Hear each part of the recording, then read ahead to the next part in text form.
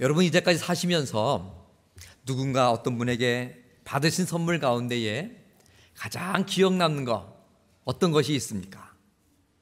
저는 오늘 설교 말씀을 준비하면서 가만히 생각해 봤어요. 근데 갑자기 한 가지 장면이 떠오르면서 제 얼굴에 미소가 떠올랐습니다. 아마도 초등학교 아주 어린 저학년 시절이었던 것 같아요. 아버지께서 저에게 이 나무로 만든 잘 깎은 팽이 하나를 사주셨어요.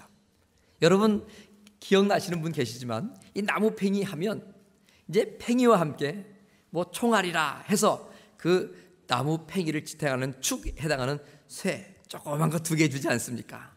위에를 딱 받고 또 아래도 이렇게 엎어서 딱 박아서 또 팽이를 돌려서 중심이 잘 맞는지 또 그 쇠를 이리저리 두드려가면서 이 팽이를 안전하게 딱 고정시키고 팽이치기를 했던 생각이 납니다. 아마도 그 팽이 받은 것이 제 마음속에 아주 기뻤던 일인 것 같아요. 그래서 이렇게 생각할 때에 그 생각이 나지 않는가 생각을 해봅니다. 스펜스 존스라는 유명한 작가가 있습니다. 그분이 여러 가지 책을 썼는데 그 가운데 하나 이 선물 프레젠이라는 책이 있습니다. 그 책 내용을 보면 아주 간단합니다. 하나님께서 우리에게 가장 좋은 선물 프레젠을 주셨는데 그 가장 좋은 선물은 뭐냐? 바로 현재 프레젠이라는 귀한 선물이라는 것이죠. 하나님께서 우리에게 주신 여러 가지 가운데에 바로 이 시간, 바로 현재 이것이 가장 소중한 선물 가운데 하나다. 이 스펜서 존스는 그 책에서 이야기하고 있습니다. 오늘 우리가 읽은 성경 말씀은 예수님께서 부활하셔서 제자를 찾아오시고 그 제자들에게 말씀하시는 내용을 소개하고 있는 말씀입니다. 제자들을 찾아오신 예수님의 그 말씀을 보면 하나님께서 우리에게 귀한 선물을 주셨듯이 오늘도 부활하신 예수님께서는 제자들에게 몇 가지 선물을 주셨어요. 그 가운데 그 선물 가운데서는 첫 번째 하나가 무엇인가?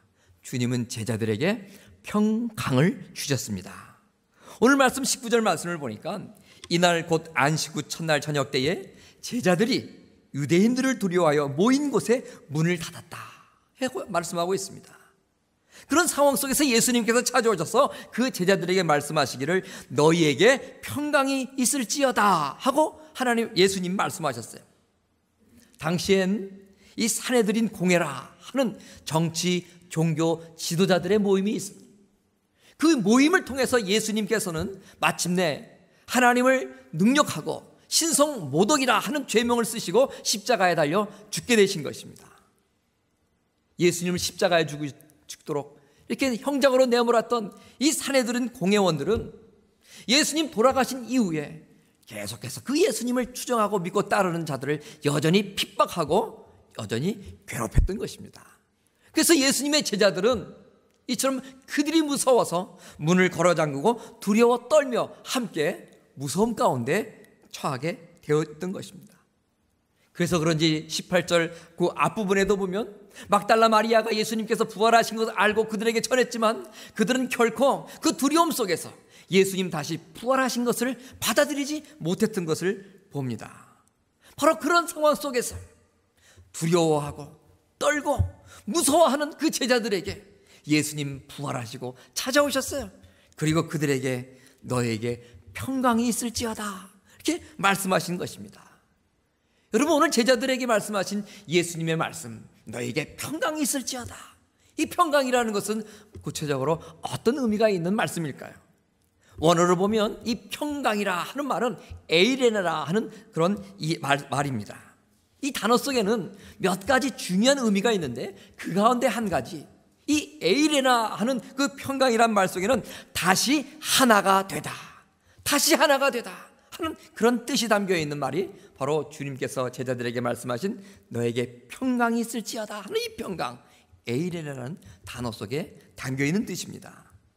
여러분, 이 평강이라는 것이 다시 하나가 된다라는 뜻이 갖고 있다고 할 때에 그럼 무엇과 다시 하나가 된다는 말입니까? 그럼 누구와 다시 하나가 된다는 말입니까?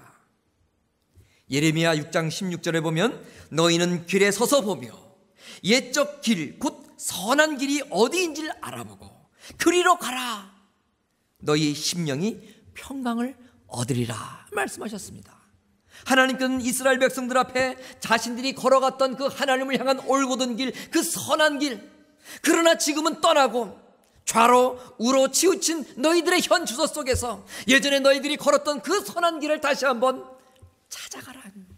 그래서 그 길 위에 너희들이 서라.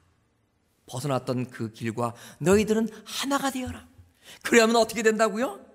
너희의 심령이 평강을 얻게 될 것이다 말씀하셨어요. 다시 하나가 된다는 말은 이처럼 우리가 떠났던 그 믿음의 길, 우리가 떠났던 정말로 그 하나님을 향했던 그 발걸음의 길, 다시 접어들고 그 길과 하나 될 때에 우리의 심령엔 평강이 찾아오는 것입니다. 또 한 가지, 다시 하나가 된다 하는 이 말씀 속에는 그러면 누구와 또한 하나가 된다 하는 말씀이겠어요? 바로 떠났던, 멀리했던, 등졌던 우리 주 예수 그리스도와 함께 다시 하나 될 때에 우리는 하나님의 평강을 소유할 수 있게 된다 하는 말씀입니다. 예수 그리스도와 하나 될 때 우리는 참된 평안을 누리게 되고 참된 안전을 누리며 번영하고 행복한 삶을 살아갈 수가 있습니다. 예전에 제가 5년 전만 해도 한국에 살고 있었죠. 그곳에서 저는 이런 얘기 종종 들어봤어요. 누구든지 외국 가서 살게 되면 다 뭐가 된다고요? 애국자가 된다는 얘기 들어봤어요. 근데 요즘엔 제가 그 말의 뜻을 알겠어요. 요즘 하루가 다르게 자꾸 들려오는 우리 조국의 그 불안한 상황들, 남과 북에 대치하는 상황들, 특별히 요새를 보면 북한 정권이 어떻게 하고 있어요?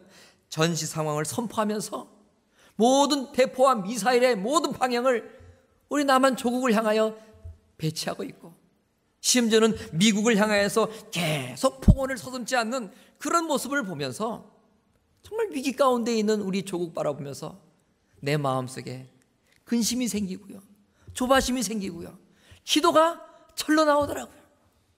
예전에 저는 한국에 있을 때는 뭐 그럴 수 있겠지, 그런 아니란 마음 가졌는데 두려운 마음 생기는 거예요. 걱정이 생기는 거예요. 물론 이들은 하나의 어떤 그 국민들의, 백성들의 생각들을 하나로 단합하기 위한 그런 뭐 죄수처다 그런 얘기도 있고, 뭐 고도의 심리전이다 그런 얘기도 있지만, 어찌됐든 벌어지는 상황을 보면서 불안해하고 마음속에 떨림이 있는 거예요. 어찌 우리 조국뿐이겠어요, 여러분? 우리의 삶 주위에 얼마나 많은 불안의 요소들, 염려의 요소들이 많겠어요. 저는요, 이 불안, 염려, 금신 어른들만 있는 줄 알았어요. 세상을 어떻게 살아나갈까? 근데 가만히 자식들 키우다 보니까요, 여기 있는 우리 유스 청년들도요, 정말 근심, 걱정, 불안, 두려움이 많더라고요. 어떻게 나름 다 우리는 남녀노소 그리고 어른과 젊은이 상관없이 다 나름대로 근심이 있고 걱정이 있고 두려움이 있다 이 말이에요. 세상은 이처럼 우리에게 수많은 불안과 염려를 가져다 줍니다. 그러나 부활의 주님을 믿고 의지하며 주님과 하나 되는 자에게는 오늘 제자들에게 주님께서 부활하셔서 평강이 너에게 있을지어다 말씀하신 것처럼 오늘 우리들에게도 그 주님의 그 평강이 깃들게 되는 것입니다. 특별히 하나님께서는 우리의 평강의 근원이 되시는 분입니다. 그리고 늘 우리에게 그 평강을 주시기를 기뻐하시는 분입니다.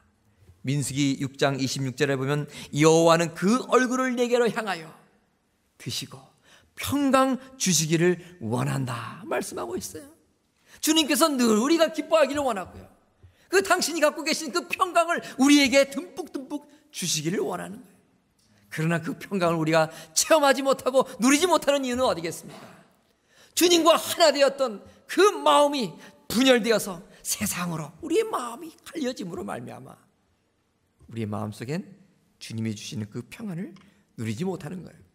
시편 119편 165절에도 보면 주의 법을 사랑하는 자에게는 큰 평안이 있으니 저희에게 장애물이 없으리로다. 주님과 다시 하나 될 때 그 평강의 근원 되신 하나님이 오늘 제자들에게 주신 평안과 그 평강을 저와 여러분에게도 주시는 것입니다. 두 번째, 예수님께서 부활하시고 제자들을 찾아와서 주신 것 있어요. 그것은 바로 기쁨이라 하는 선물을 주셨습니다. 20절 말씀을 보며 이 말씀을 하시고 손과 옆구리를 보시니 제자들이 그 주를 보고 기뻐했다, 그렇게 말씀하고 있습니다. 부활하신 예수님께서 의심하는 제자들에게 그 못자국 난 손바닥을 보여주신 거예요. 그 창자국 난 옆구리를 친히 보여주신 거예요. 그 제자들은 그것을 보았어요. 그리고 기뻐했다 말씀하고 있습니다. 우리가 세상 살아갈 때에 우리를 불안하게 하고 좌절하게 하고 슬프게 하고 분노하게 하고 괴롭게 하는 여러 가지 많은 요소들이 있습니다. 여러분, 우리가 살아가는 이 지구상에 가장 자살률이 높은 나라가 어디겠어요? 예전에도 제가 한번 말씀드린 적이 있는데 2011년 통계를 보면 바로 우리의 조국 대한민국이 전 세계에서 자살률이 가장 많은 나라다 통계가 나왔어요. 바로 그 직전에 2010년까지만 해도 루마니아라 하는 나라가 1위였는데 둘째가 하면 서러우니까 그 랭킹도 우리가 뺏은 거예요. 여러분, 괴로워서 죽고요, 짜증나서 죽고요, 열받아서 죽고요, 괴로워서 죽고 속상해서 죽고 뭐 죽을 것들이 너무나 많아요. 그래서 우리나라 말에는 뭐예요? 오죽하면 어때요? 좋아도 죽겠다 그러는 거예요. 이 말이 씨가 된다고 자꾸 죽겠다 많이 하다 보니까는 그 말들의 열매를 거둬서 전 세계에서 자살률 1위 국가가 됐어요. 여러분, 우리는 죽겠다 말하지 말고요, 반대로 어떻게 해야 돼요? 부활하신 주님처럼 어떻게 해야 돼요? 살겠다 말씀하셔야 돼요. 여러분 한번 저를 따라해 보십시오. 살겠다. 자꾸 살겠다 해야죠. 몇 해 전에 우리 한국에 보면요, 그 정말 석학들이 모여서 공부하는 카이스트 있죠. 어느 한 해인가 그 한 해에 4명의 학생이 자살한 적이 있어요. 그리고 한 분의 교수님까지도 그 해에 자살을 하셨어요. 학생들이 왜 죽었겠어요? 너무 과중한 그 공부에 대한 스트레스를 견디지 못하고 목숨을 끊어버린 거예요. 여러분, 우리에게 어떤 두려움과 공포가 있습니까? 주님은 우리의 모든 염려, 근심, 죄와 사망의 문제까지 다 해결해 주셨습니다. 오늘 예수님의 제자들은 그 주님의 못자국과 그리고 그 창자국 옆구리를 보고 기뻐했다고 그랬어요. 그 이유가 무엇입니까? 다시 예수님께서 부활하셨음을 확실히 알게 되었기 때문입니다. 다시 말씀드리면 좌절하고 우울하고 두려워하고 있는 자들에게 부활의 소망, 부활의 확신, 부활의 믿음을 갖게 되었다는 거예요. 사람이 살다 보면요, 뭐 길면 오래 살면 120세 산다 얘기를 해요. 성경에 나오면 70, 80 우리 인생의 수명이다 얘기합니다. 그런데 우리가 염려하고 두려워하는 그 상황 가운데 가장 핵심은 뭔가? 이 땅에서의 삶이 다인 줄 알기 때문에 그것을 이루어야 되는데 이루어지지 않으니까 마음속에 우울해지고 괴로워지고 화도 나고 성도 나는 거예요. 그런데 여러분, 만약에 이런 생각을 해보세요. 지금 우리가 살고 있는 이 땅에서 삶은 경계로 말하면 오픈 게임에 불과하다는 거예요. 언젠가는 메인 게임이 있는데 그 메인 게임은 끝이 없는 영원한 게임이에요. 이 선수들에게 오픈 게임이라 할 때 이것은 바로 우리 인생 이 땅에서 살아가는 삶을 말하는 거예요. 잠시 사는 겁니다, 여러분. 여러분, 참 세월이 정말 길다 생각하셨지만 지금 여러분 연세만큼 그만큼 빨리 지나온 거예요. 앞으로 우리가 남은 여생이 얼마나 더 많겠어요? 반드시 우리는 그 여생 끝나면 죽는 것이 아니라 장소를 옮겨서 영원한 천국이라는 곳에서 아버지 하나님과 고통과 근심과 눈물, 괴로움, 모든 그 어떤 스트레스도 없는 그곳에서 영원히 살게 되는 거예요. 그렇기 때문에 여러분 한번 생각해 보세요. 내일 아침이면 모든 문제가 다 해결되는데 지금 그 문제가 해결되지 않아서 어떤 문제가 있어요. 그러면 내일 아침에 해결되는 그 상황이 있기 때문에 근심하지 않는단 말이죠. 두려워하지 않는단 말이죠. 근데 왜 근심합니까? 상황이 해결될 것으로 믿지 않기 때문에, 지금 이 상황이 계속될 것으로만 생각하기 때문에, 착각이요 속고 있는 것 때문에 우리가 괴로움과 스트레스, 두려움 속에 살아가는 거예요. 오늘 예수 그리스도의 무자국 난 손, 창자국 난 옆구리를 보면서 제자들은 깨달았습니다. 아, 정말 예수님이 평소에 말씀하신 부활이라는 게 있는구나. 아, 예수님께서 평소에서 말씀하셨던 우리도 죽으면 이처럼 부활하게 되는구나. 그렇다면 지금 사람들이 괴롭히고 있어서 잠시 두려워하는 내 모습, 이것은 정말 내가 두려워할 것이 아니다. 그 어느 누구도 나를 두려워게 할 자가 없다 하는 마음을 갖게 되자 조금 전까지 떨쳐버리지 못했던 두려움이 없어지고 기쁨이 제자들에게 물밀어 오게 된 것입니다. 우리가 왜 우울해하고, 왜 슬퍼하고, 왜 짜증내고, 왜 분노하게 됩니까? 그 일이 계속될 줄로 여기는 것입니다. 그리고 이 땅에서의 삶이 우리의 인생의 다인 줄만 알기 때문에 우리는 속상하고 불안하고 염려하고 두려워하는 것입니다. 우리에게 이런 모든 것은 잠시뿐입니다. 부활하신 주님과 같이 우리들도 부활하셔서 장소만은 이동해서 주님과 함께 영원히 그러한 모든 스트레스가 없는 곳에서 살게 되는 거예요. 그것을 깨달았던 제자들이었기에 기쁨이 충만했던 거예요. 또 한 가지, 예수님께서 평강을 주시고 기쁨을 주시고 나머지 한 가지를 주셨어요. 그것은 뭡니까? 바로 사명이라는 선물입니다. 21절 말씀 보면 예수께서 또 가라사대 너에게 평강이 있을지어다 말씀하셨어요. 그리고 계속 말씀하시기를 아버지께서 나를 보내신 것 같이 나도 너희를 보내노라 말씀하셨습니다. 여러분, 사도란 말이 무슨 말입니까? 사도. 이 사도란 말은요, 주님으로부터 보내심을 받은 자다 말씀합니다. 우리는요 사도가 아니에요.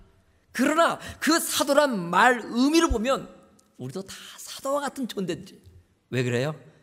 주님으로부터 보내심을 받은 자들이기 때문에 그렇습니다. 어디로요? 우리의 삶의 현장 속으로. 무엇 때문에요?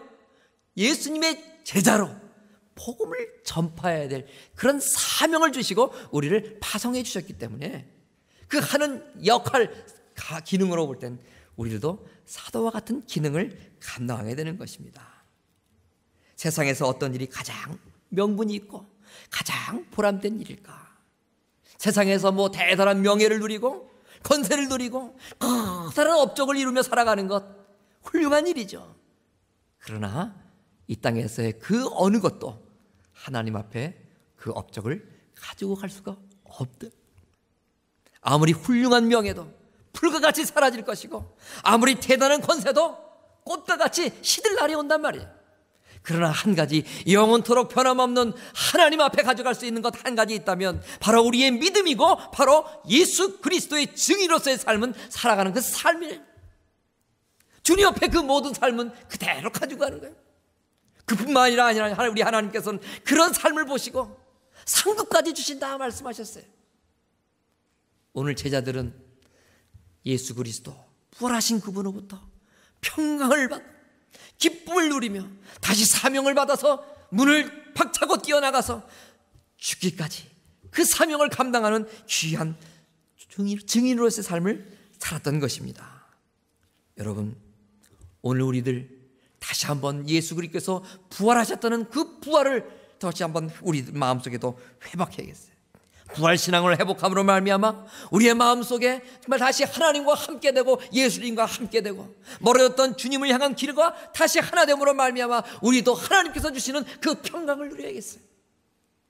이 세상이 다인 것 같이 생각했던 우리의 마음속에 정말 영원한 천국이 있다라는 것을 재인식하고 확신함으로 말미암아 이 땅의 것은 언젠가 다 사라질 것이다 생각하고 두려움이 변하여 기쁨이 될 것이고 불안과 좌절과 염려가 변해서 슬픔이 변해서 기쁨을 누리며 살아가게 될 것입니다.